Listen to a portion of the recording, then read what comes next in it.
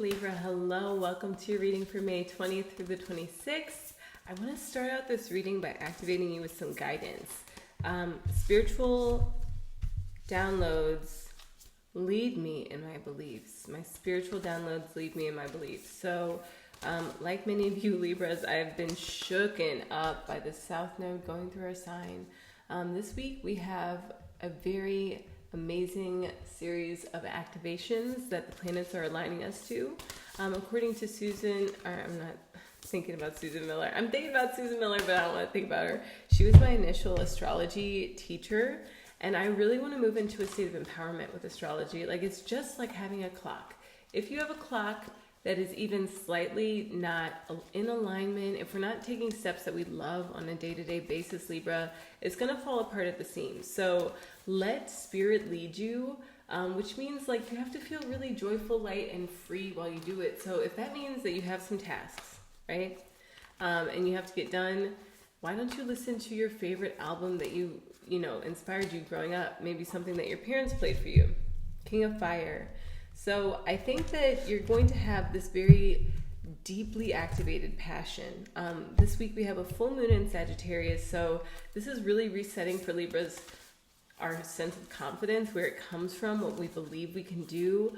I think also believing in ourselves, it has to be based in service, because if we view what we can teach others, what we can lend to others, what we've cultivated within ourselves that can be powerfully received by others, we're going to be this King of Fire. We're going to be activated by the Holy Father, the Lion and the Deer, and come into a very sweet and tender embrace with life this week. So kudos to us Libras for moving through this energy and then looking really graceful doing it, because it's going to feel like a big series of eruptions go off for you in your areas of passion. We're coming out of the 8th house with the sun at 29 degrees Taurus. I almost said the sun apexing at 29 degrees Taurus on Monday, ruled by the moon. We will have the moon in Libra. So we're the magician. We're like dropping weight. We're dropping baggage. I'm going to unite the light, and I'm not taking any bags. So I'll keep you guys posted on how that goes for me. I'm just going to have my backpack with like some very well thought out tools, and have my linens, have my cottons, have my natural skincare, my natural fragrances, all under 3 ounces, portable and light. The lightness is going to really speak to how we appear brilliant without effort to people, which, we only get one chance to make a first impression. And for those of you guys who know how to dress up and dress down, you know what it's like when you really want to convey something through activating people with your presence. Mars in our 7th house is making our relationships feel really secure. We're feeling involved. We're feeling cherished as this creative feminine aspect. We are seen as the high priestess by our masculine. We have the capacity to go into expansive spiritual states, shamanic states, opening stargates and portals within our own field for other people to be brought into, and helped and healed and moved out of this emotional dross that a lot of people might have with the moon in helping us to get over what we're leaving behind. The energy is going to move forward with that Mars at 15 degrees. Again, we're going to be able to extend our spiritual contact, connections, and purpose, maybe in environments that didn't allow for that. Maybe you grew up in the church and you were never allowed to be the high priestess, but you you know what, baby, I'm bossing up because the sun is at 0 degrees Gemini, with Venus at that 15 degrees Aries. So it's opening a new sense of healing, that rawness, that delicate inner child that needs still guidance, it needs love, even though it is its own person. And the people who were around us when we were children, when we were pre-verbal, maybe they get a second chance to see us shining authentically in who we are because we're glowing. And that glow is what lights other candles. Again, if you think of that watch analogy, people whose clocks get behind them or ahead of them with feng shui, if your clock is behind, you always feel like you have to rush to things, or if your clock is ahead, then you always feel like you're missing out on something. Sacred Soul Sister, this came up for Virgo. So maybe you're moving into a space of like temple arts, temple healing, and you have a Sacred Soul Sister who helps you to see spiritually what it is that you believe now that you can carry with confidence. Maybe you have to protect it. Maybe it has to have the proper boundaries with the moon going through Scorpio, our second house, or else it can take away from the value of it, of what we've achieved, of what we've manifested. And it doesn't feel good to have to hide, especially when you look like this. You got to put a lot of, something over that third eye. It's so open. And the sun at 1 degrees Gemini is really encouraging us to, this is in our house of beliefs. It's encouraging us to really love what it is that we say, what it is that we think. We don't want to communicate that we have too much going on or feel that way. So if you can put some things on the back burner, onto automate, or maybe change up the format come Mercury Day. We're going to see Mercury at 9 degrees Taurus, which means that our grounded, motivational seeds that we're planting to feel okay to be ourselves in public, to be ourselves regardless of who's watching.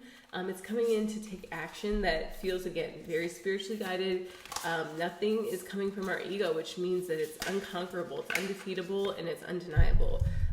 We are arising into this higher form, and maybe in a place that isn't used to having that frequency. So things might be happening. You might have to have some conversations with people to assure them that everything's fine, everything's okay, and that you essentially have a good head on your shoulders. You're going to start to see a matriculation of wealth, Libra, with Jupiter leaving the 8th house. I think that we're going to close some contracts, some nice agreements with ourselves, even to maintain a certain amount of financial awareness, to get a financial coach, or to learn from someone, to be an apprentice financially to someone who we might be in bed with, we might be married to this person. I know I am, and they're giving me a lot of great guidance that I never received as far as financial prowess and strength. Come Jupiter Day, Jupiter will be at 29 degrees Taurus again. We are going to be asked to really honor the pacts that we're making with ourselves. The moon is going to reach its fullness at 3 degrees Sagittarius. So we have to really feel like the victory. Maybe we've put it off. Maybe it's like that sense of like climax, like you're reaching that point of absolute surrender to the joy, the vivre, the expansion that is you, Libra. Again, you have a lot on your plate, but if you go with the flow, if you let spirit guide you, it's going to lead to a lot of really nice like breakthrough, development, progress, forward movement, which we've been seeking so much with the South. And it's like, okay, I know what I don't want, but now help me get to what I do. And we had a lot of activity with 13. So it's like you're coming into formal contracts around being this high priestess. You're coming into formal contracts that allow for you to stand out, that allow you to take lead as you want it to be. Maybe you always put it off. I know I did. I felt like I could never be myself and always kind of like ended up oversharing. It's like I led to life negating decisions on how I would portray myself. But Shodasashi is showing that people want that. They're like begging to get more of that energy. So Libra, make sure that you enjoy your week ahead. I'm skipping ahead. Let me make sure I get Venus Day. I'm just wanting to make sure that I get all of these things done so I feel a little bit jazzed up and rushed. Oh, we're coming out of that full moon, Venus Day. Venus is at 0 degrees Gemini. So I think maybe this might be like, it might be hard for you to be so seen. And I think that that's what that was. It might be hard for you to be so seen, so valued, so appreciated. Like you might want to run off stage, but it's like, no, people want the encore. And you can only be as prepared as you are at the moment when it's time for you to give that encore, to give that belly dance. Whirling Goddess, you're going to be belly dancing and shaking it for your emperor. And they're just going to want more of that. And I think that also it's just like you get to celebrate, you get to come into a sense of championing all of these states that you want to be, and you believe that you can finally, Blue Tara, you really come off as graceful. You get to be all the things that you wanted to be, which feels really nourishing and healing to your inner child. Saturn day. So however we didn't want to be seen, it's going to come into a calmness. With the moon on the galactic center, we're going to know, sun at 4 degrees Gemini, exactly where we belong with our career, with our contracts, with our developments, awakening. We're going to have the sense of a new day, and we're going to have a sense that like this year is bringing us a lot of what we've been asking for many lifetimes, and this is the first one we got to live it and do it.